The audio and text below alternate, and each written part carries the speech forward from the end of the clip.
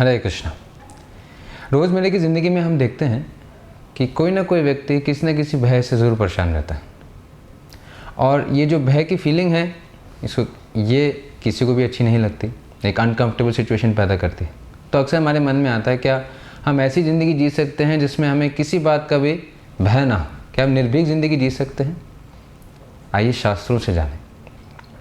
उज्जैन के एक पुराने राजा थे और बहुत प्रसिद्ध राजा थे। उनका नाम था महाराजा भर्तृहरि, और उन्होंने एक ग्रंथ लिखा है, एक शास्त्र लिखा है जिसका नाम है वैराग्य शतक, जिसमें वो 9 अलग अलग किस्म के भय बताते हैं और फिर उसका एक अनुपम उपाय बताते हैं, एक सॉल्यूशन देते हैं। और वो क्या है? वो बताते हैं कि भय का मूल कारण है आसक्ति, अटैचमेंट। अगर हमें कोई भी चीज़ प्राप्त हो तो हमें डर होता है कि इसको हम खो ना दें, और इससे कुछ 9 भय या डर पैदा होते हैं। पहला क्या है? अगर कोई व्यक्ति को इंद्रियों का सुख प्राप्त हो रहा हो, सेंसेस एन्जॉयमेंट उसको मिल रहा हो, तो उसको वो खोने का डर होता है।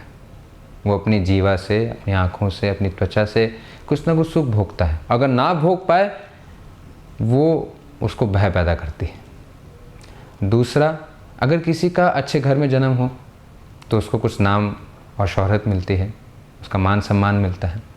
और अगर उस कुल से उसका च्युत हो जाए, उसको वो प्राप्त ना हो, तो उसका भी उसको भय मिलता है। तीसरा, जिसका उसको धन होता है, धन से बहुत सारी चीज़ें खरीद सकता है, लेकिन अगर वो धन खो दे तो अपने आप में बहुत बड़ा भय पैदा करता है। चौथा, वो कहते हैं अगर किसी को मान सम्मान मिले, समाज में कुछ रुकता, तो वो खोने का उसका डर पैदा होता है।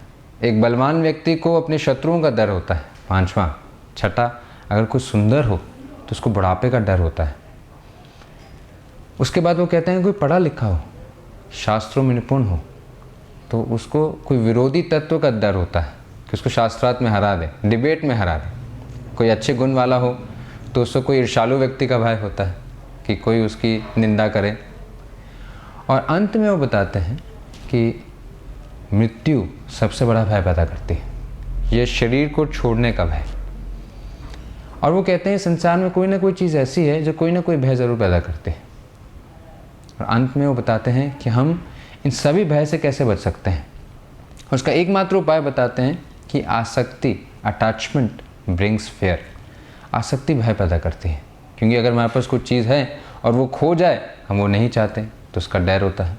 तो वो कहते हैं कि वैराग्य एक ऐसी चीज़ है जो एक व्यक्ति के अंदर अभय पैदा करती है। वैराग्य अभय का दान देती है, डिटैचमेंट। लेकिन असली प्रश्न ये है कि डिटैच होना आसान नहीं है।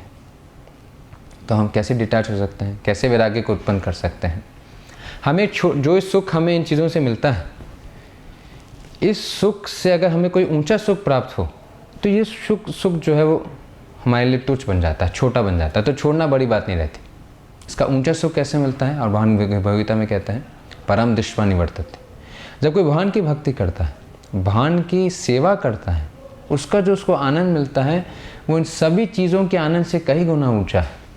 जब उसमें उसकी आसक्ति बढ़ जाती है तो इस आसक्ति को छोड़ना उसके लिए बड़ी बात नहीं रहती, तो वैराग्य स्वाभाविक हो जाता है। श्रीमद् भागवतम, भगवद गीता, ऐसे सभी शास्त्रों में लिखा है, इस बात की पुष्टि है। श्रीमद् भागवतम लिखा है वासुदेव भगवती भक्ति योग प्रयोजता जनिति आशु वैराग्य ज्ञानम चयत अहेतुकम।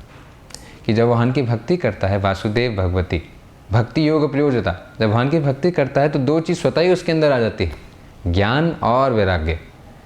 उसको ज्ञान प्राप्त होता है सही और गलत का, और वैराग्य चीज़ प्राप्त होती है कोई भी इन सब चीज़ों से पाने वाले सुख का।